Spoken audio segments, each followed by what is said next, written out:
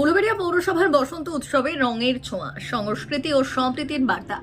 সম্প্রীতির রং লাগুক সবার মনে, এই ভাবনাকে সামনে রেখে উলুবেড়িয়া পৌরসভার উদ্যোগে উৎসব মুখর পরিবেশে পালিত হলো বসন্ত উৎসব। এই অনুষ্ঠান জুড়ে ছিল রং, গান, নাচ ও আনন্দের আবহ। অনুষ্ঠানে উপস্থিত ছিলেন উলুবেড়িয়া পূর্ব কেন্দ্রের বিধায়ক বিদেশ রঞ্জন বসু, উপস্থিত ছিলেন উলুবেড়িয়া পৌরসভার চেয়ারম্যান অভয় কুমার দাস সহ পৌরসভার একাধিক ওয়ার্ডের কাউন্সিলররা। সাংস্কৃতিক অনুষ্ঠানের অঙ্গ হিসেবে ক্ষুদে শিল্পীদের মনোমুগ্ধকর নৃত্য পরিবেশন দর্শকদের দৃষ্টি কেড়ে নেয়। এরপর কলকাতার স্বনামধন্য শিল্পীদের সঙ্গীত পরিবেশন বসন্ত উৎসবের আনন্দকে কয়েক গুণ বাড়িয়ে তোলে।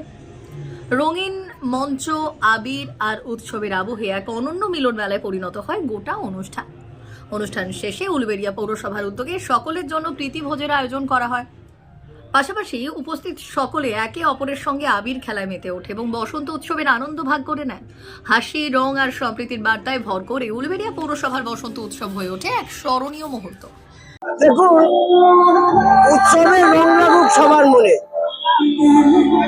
আমরা বাংলার মুখ্যমন্ত্রী মাননীয় মমতা বন্দ্যোপাধ্যায়ের অনুপ্রেরণায় আমাদের রাজ্যের মন্ত্রী পুলক রায়ের ঐকান্তিক প্রচেষ্টায় আমরা পৌরসভার উদ্যোগে আমরা বসন্ত উৎসবে সবাই মিলিত হয়েছি।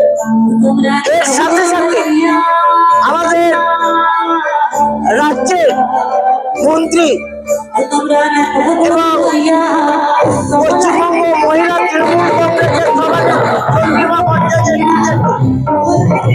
আমাদের মহিলা তৃণমূল কংগ্রেস উলুবেড়িয়া পূর্ব কেন্দ্রে আমরা বসন্ত উৎসবে মেতে উঠেছি।